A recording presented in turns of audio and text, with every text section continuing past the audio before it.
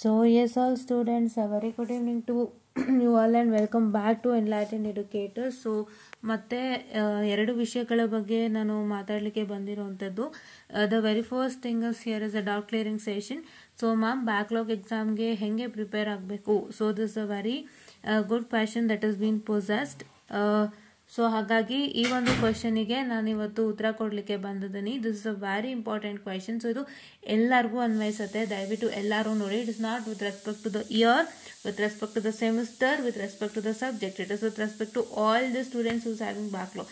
ಯಾರ್ಯಾರಿಗೆಲ್ಲ backlog ಇದೆ ಅವರಿಗೆ ನಾನು ಈ ಐಡಿಯಾನ ಕೊಡ್ತಾ ಇರೋವಂಥದ್ದು, ರೈಟ್. ಆ್ಯಂಡ್ ಇನ್ನೊಂದು ಡೌಟ್ ಇದೆ, third sem or result so late. ಹೌದು, ತುಂಬ ಲೇಟು, ಗೊತ್ತಿಲ್ಲ ನಮ್ಗೆ ಇವತ್ತಿನ ತನಕ ಯಾವತ್ತು ಬರುತ್ತೆ ಅಂತ. ಟೆಕ್ನಿಕಲ್ ಇಶ್ಯೂಸ್ ಏನೋ ಇದೆ ಅಂತ ಹೇಳ್ತಾ ಇದ್ದಾರೆ. ಸೊ ಖಂಡಿತ ರಿಸಲ್ಟ್ಸ್ ಬರುತ್ತೆ, ವೆಯ್ಟ್ ಮಾಡಿದ್ನಿ. ಸೊ ನಾನೇ ವೆಯ್ಟ್ ಮಾಡಿ ಅಂತ ಹೇಳೋ ಪರಿಸ್ಥಿತಿ ಬಂದಿದೆ. I hope you all can understand how the things are going inside there. So ಅಲ್ಲಿ ಎಲ್ಲ ಸೆಟ್ರೇಟ್ ಆದರೆ ಖಂಡಿತ ನಿಮ್ಮ ರಿಸಲ್ಟ್ಸ್ ಬರುತ್ತೆ, ಹೌದಾ? Okay. So first time backlog exams ಯಾವಾಗ ಮ್ಯಾಮ್? ಸೇಮ್ ಅವರೇ ಇನ್ನೊಂದು ಡೌಟ್ ಕೇಳಿದ್ದಾರೆ. So first time backlog exam ಬಂದು ಇವಾಗ ನಿಮ್ಗೆ ಇನ್ನೇನು ಅನೌನ್ಸ್ ಆಗುತ್ತೆ. ಸೊ ಹೆಂಗೋ ನಿಮಗೆ ನಿಮ್ಮ second sem exam time table ಕೊಡ್ತಾರೆ ಅಲ್ವಪ್ಪ, ಆವಾಗಲೇ ಫಸ್ಟ್ ಟೈಮ್ದು ಬ್ಯಾಕ್ಲಾಗ್ ಕೂಡ ಅನೌನ್ಸ್ ಆಗುತ್ತೆ. ಸೆಕೆಂಡ್ ಸೆಮ್ ನಿಮ್ಮ ನಾರ್ಮಲ್ ಎಕ್ಸಾಮ್ ಜೊತೆಗೆ ಫಸ್ಟ್ ಟೈಮ್ ಬ್ಯಾಕ್ಲಾಗ್ನ ಬರೀತೀರಾ, ಹೌದಾ? This is the first question that I cleared you. Second question, backlog ಎಕ್ಸಾಮ್ಗೆ ಹೇಗೆ ಪ್ರಿಪೇರ್ ಆಗಬೇಕು? So this time I hope your syllabus is quite changed. ಅಂದರೆ ನಿಮ್ಮ ಒಂದು what I can say the question paper syllabus ಸ್ವಲ್ಪ change ಆಗಿರ್ಬೋದು. ನೀವು ನಿಮ್ಮ ಪ್ರೀವಿಯಸ್ ಇಯರ್ ಸಿಲೆಬಸ್ನು ಈ ವರ್ಷ ಸಿಲೆಬಸ್ನು ಚೆಕ್ ಮಾಡ್ಕೊಳ್ಳಿ ಫಸ್ಟ್ ಇಯರ್ದು. Because I don't have any idea on that. ನನ್ನ ಫಸ್ಟ್ ಇಯರ್ದು ಯಾವುದೂ ಐಡಿಯಾನೇ ಇಲ್ಲ. ಸೊ ಹಾಗಾಗಿ ನೀವು ಪ್ರೀವಿಯಸ್ ಇಯರ್ ಸಿಲೆಬಸ್ನೂ ಮತ್ತು ಈ ವರ್ಷದ ಸಿಲೆಬಸ್ನು ಚೆಕ್ಔಟ್ ಮಾಡ್ಕೊಳ್ಳಿ, ಏನಾದ್ರು ಚೇಂಜಸ್ ಆಗಿದೆಯಾ ಅಂತ.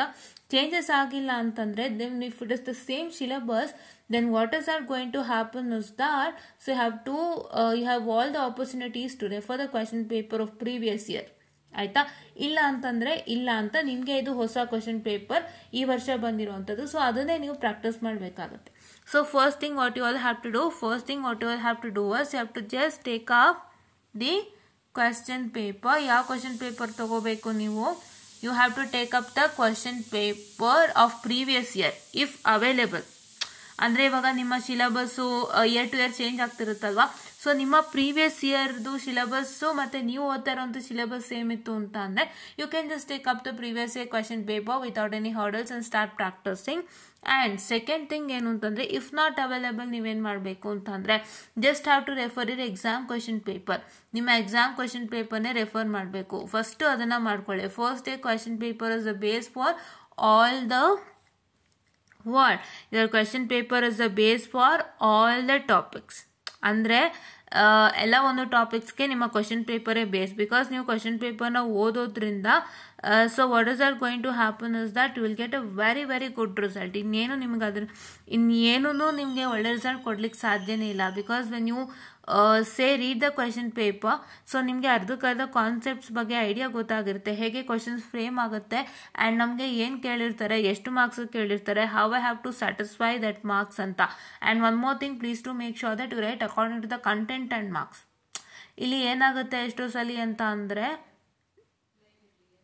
actually I have what I can say seen that so there are some question which is given for 10 marks but the content is very less. So ಅಂಥ ಟೈಮಲ್ಲಿ ನೀವೇನು ಮಾಡಬೇಕಾಗುತ್ತೆ, if you want to add some content you just add it, ಆಯಿತಾ?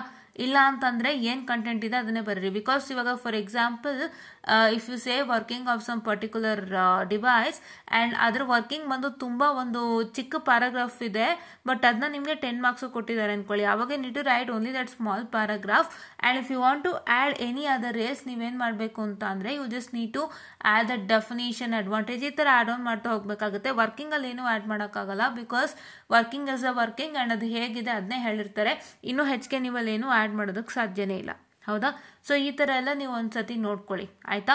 When you are studying the question papers, please to make sure that to just study according to the what I can say the marks and according to the content. ಏನು ಕೇಳಿದ್ದಾರೆ ಮತ್ತು ಎಷ್ಟು marks ಕೇಳಿದ್ದಾರೆ ನೋಡ್ಕೊಂಡು ಅಷ್ಟನ್ನೇ satisfy ಮಾಡಿ. Extras ಓದೋಕ್ಕೆ ನಿಮ್ಮ ಹತ್ರ ಯಾರಿಗೂ ಟೈಮ್ ಇಲ್ಲ ಆ್ಯಂಡ್ ಯಾರೂ ಓದಲ್ಲ ಎಕ್ಸ್ಟ್ರಾಸು. ಅವರು ಮೇಯ್ನಾಗಿ ಕಂಟೆಂಟ್ ಇರಬೇಕು ಅಂತ ಅವ್ರು ನೋಡ್ತಾ ಇರ್ತಾರೆ.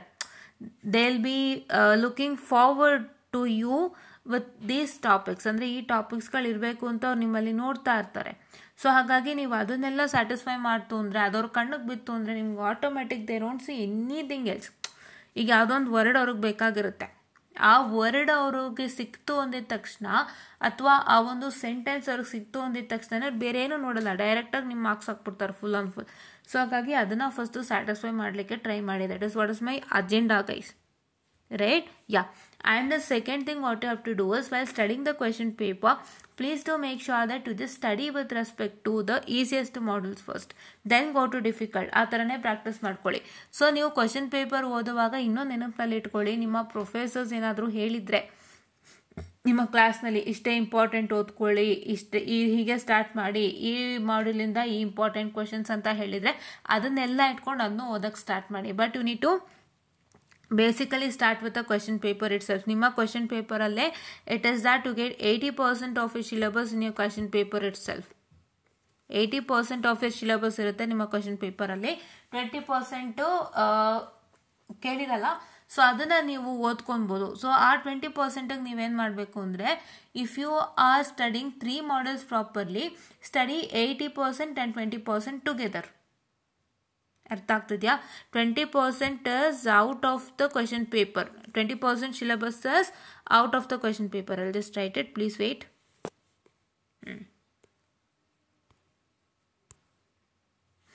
80% of syllabus is, I'll write it in another color.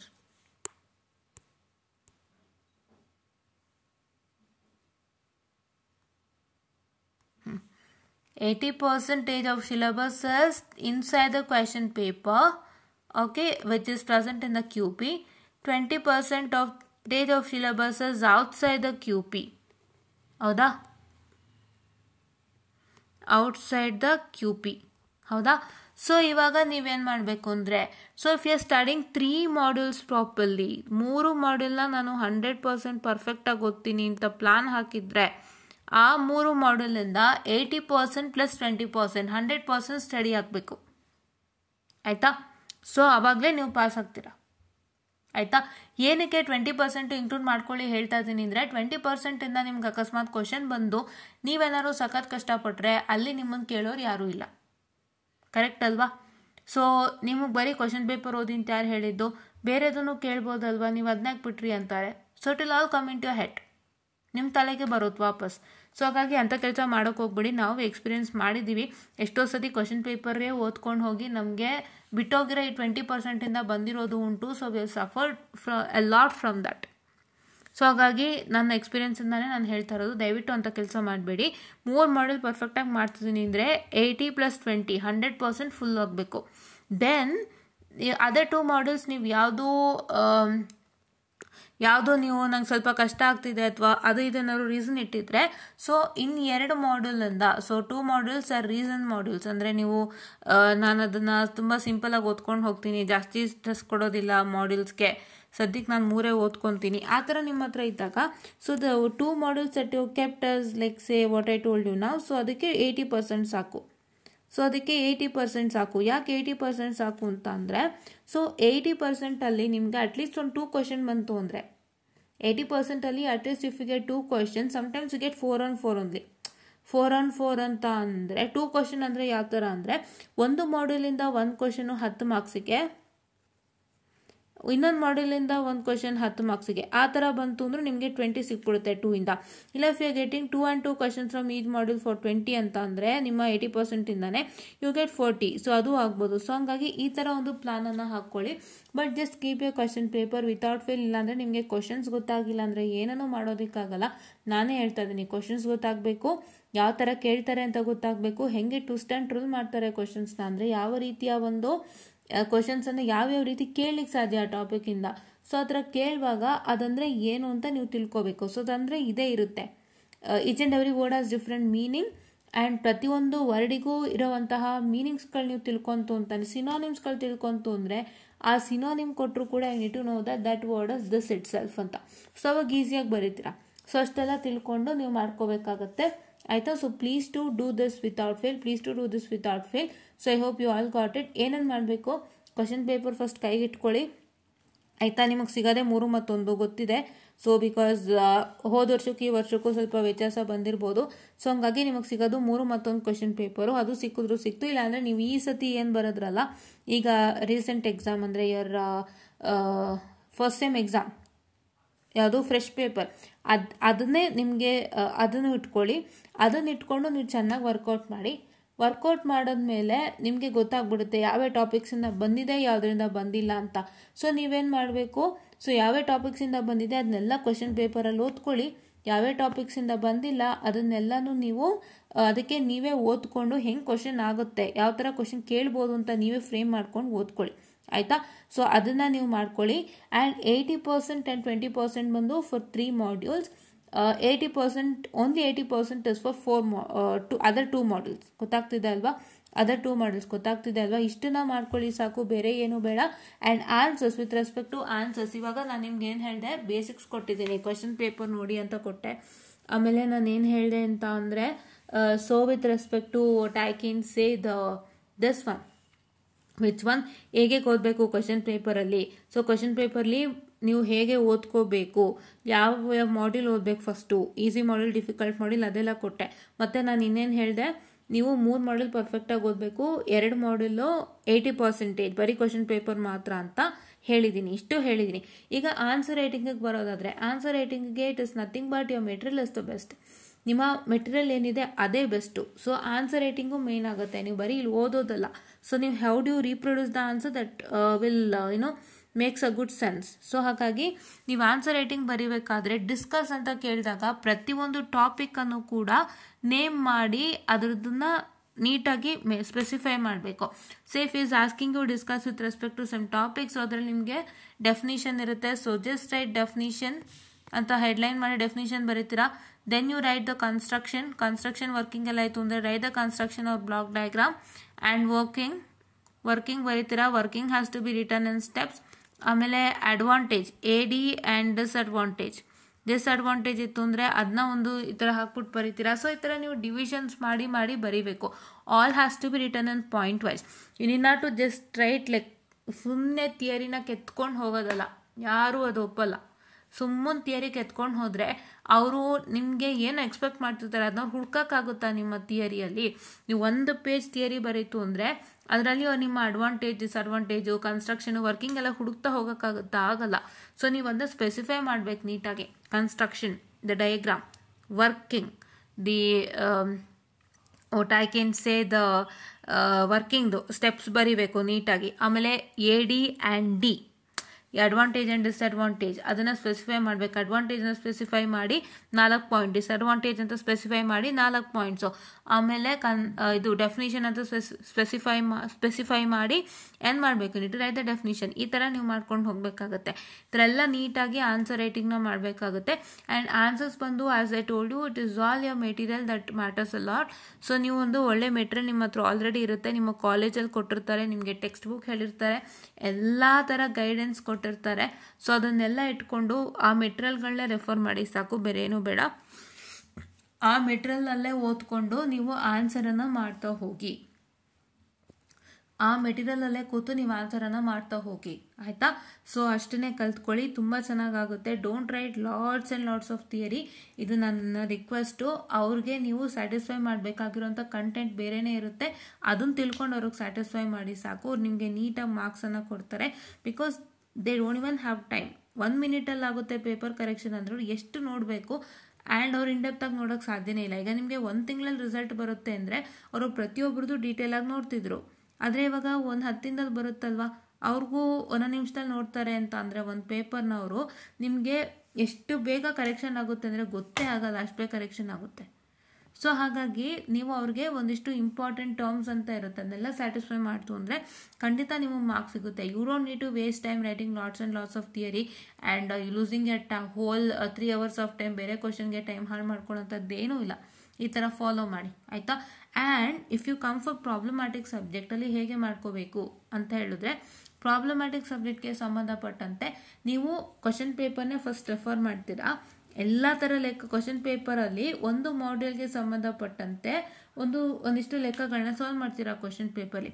Solve ಮಾಡಿದ್ಮೇಲೆ ನಿಮಗೆ ಗೊತ್ತಾಗುತ್ತೆ ಯಾವ ಥರ ಕ್ವಶನ್ಸ್ ಕೊಟ್ಟಿದ್ರು ಎಕ್ಸಾಮ್ಗೆ ಅಂತ. ಸೊ ಅದೇ ಥರ ಕ್ವಶನ್ಸ್ನ ನೀವು ಪಿಕ್ ಮಾಡಿಕೊಂಡು ನಂಬರ್ಸ್ ಚೇಂಜ್ ಮಾಡ್ತಾ ಹೋಗ್ತೀರಾ. ನಂಬರ್ಸ್ ಚೇಂಜ್ ಯಾವಾಗ ಆಗುತ್ತೆ ಅಂದರೆ ನಿಮ್ಮ ಮೆಟೀರಿಯಲಲ್ಲೇ ಇರುತ್ತೆ.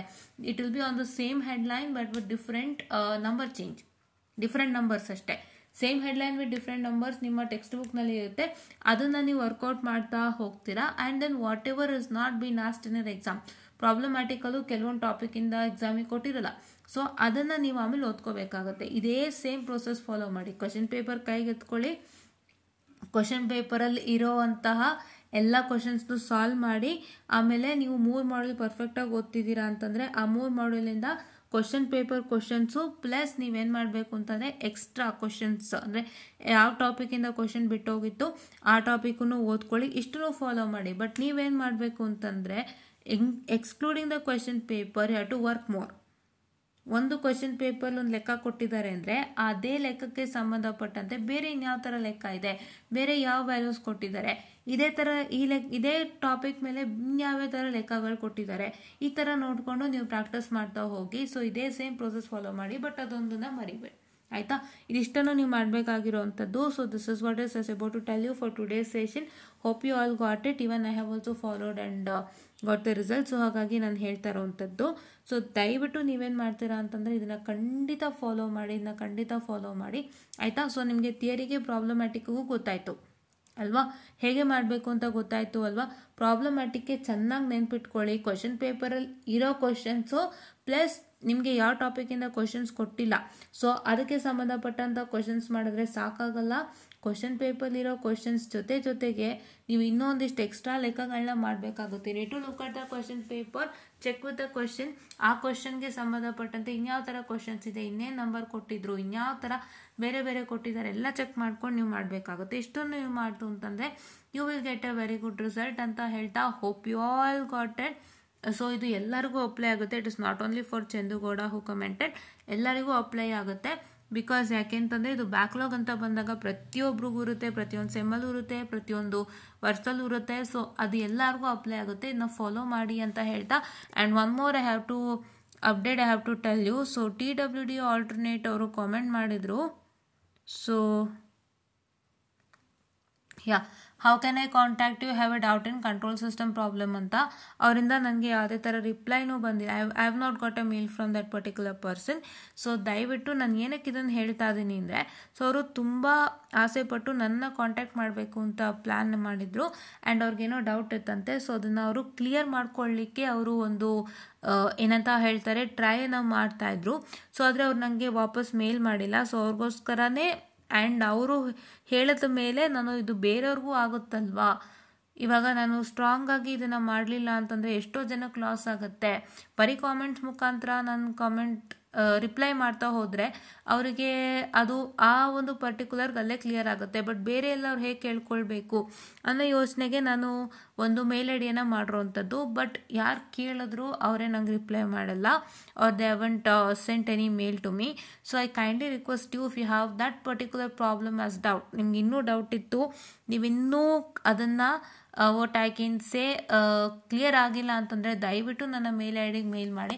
ಇಲ್ಲೇ ನಾನು ಮೇಲ್ ಐಡಿ ರಿಪ್ಲೈ ಮಾಡಿದ್ದೀನಿ, enlightenededucators43@gmail.com.